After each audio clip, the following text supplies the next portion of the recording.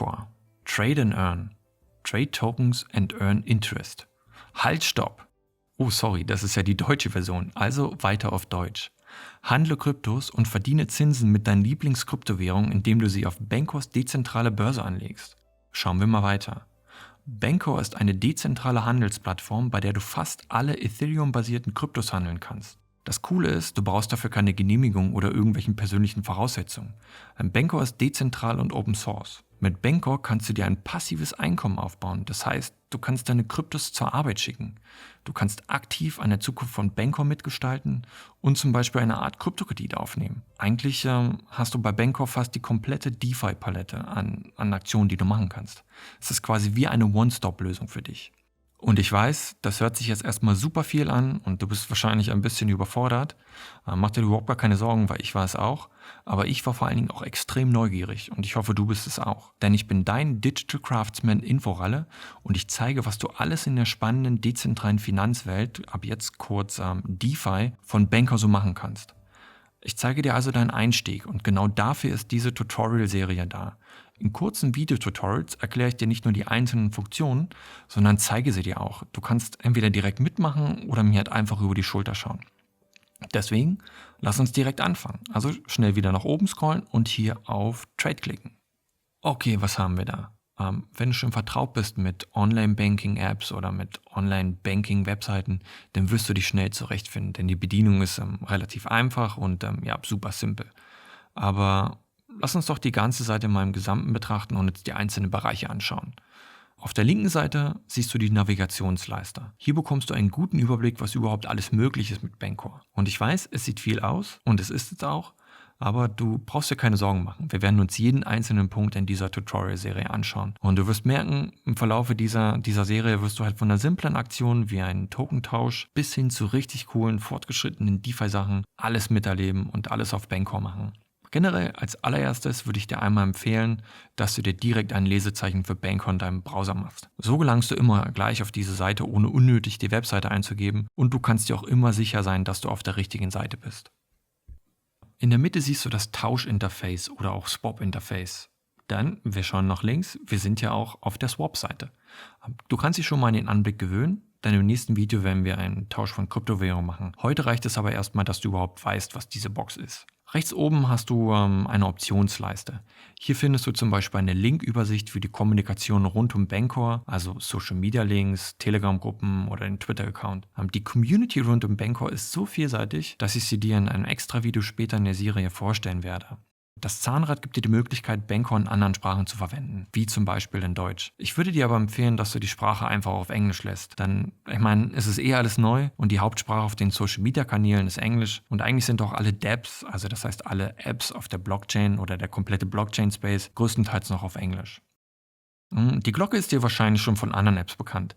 Hier werden dir persönliche Benachrichtigungen angezeigt. Und ich meine natürlich keine Werbung oder sonstiges, sondern zum Beispiel, wenn du einen Tausch gemacht hast, erscheint hier eine kleine Info dazu. Also eigentlich sehr, sehr nützlich.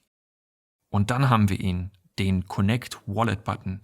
Unsere erste Interaktion mit Bancor und dein Eintritt in die spannende DeFi Welt von Bancor. Denn um mit einem DeFi-Protokoll oder einer DApp, also dezentralen App, irgendwas anstellen zu können, musst du dich mit einer Wallet verbinden. Es ist im Prinzip so wie bei jeder anderen App wie Instagram oder Google Mail, wo du dich mit deinem Username und deinem Passwort anmelden musst. Obwohl, wenn ich nur mal überlege, ist es wirklich so? Denn bei vielen Plattformen muss man natürlich seine Adresse eingeben oder halt weitere persönliche Daten. Das Tolle an der DeFi-Welt ist, du brauchst eigentlich nur deine Wallet. Und das heißt, du brauchst halt keinen Namen, du brauchst keine Adresse angeben und du hast keine Anmeldung im klassischen Sinne. Denn der DeFi-Bereich und natürlich Bancor ist für alle da. Okay, so auf geht's. Lass uns deine Wallet mit Bancor verbinden. Bancor erlaubt oder unterstützt die am meistverbreitetsten Wallets, die es gibt. Zum Beispiel MetaMask, das ist ein Browser-Plugin. Das Coinbase Wallet, das ist das Wallet von Coinbase. Coinbase ist eine App. Dann natürlich Hardware-Wallets wie Trezor oder Ledger und Wallet Connect. Und mit Wallet Connect kann man so fast ziemlich jede Wallet verbinden. Heute zeige ich dir einfach mal, wie du dich mit MetaMask verbindest, also aus deinem Browser heraus, mit dem Coinbase Wallet verbindest, das heißt von deinem Smartphone aus, und mit Argent. Und Argent ist einer meiner Lieblings-Smartphone-Wallets. Genau, und dann haben wir halt 3 verschiedene Varianten und du kannst halt einfach wählen, welche für dich am besten ist. Wenn du noch keine Wallet hast, dann kann ich dir diese Videos empfehlen. Und die Links findest du natürlich auch unten in der Beschreibung.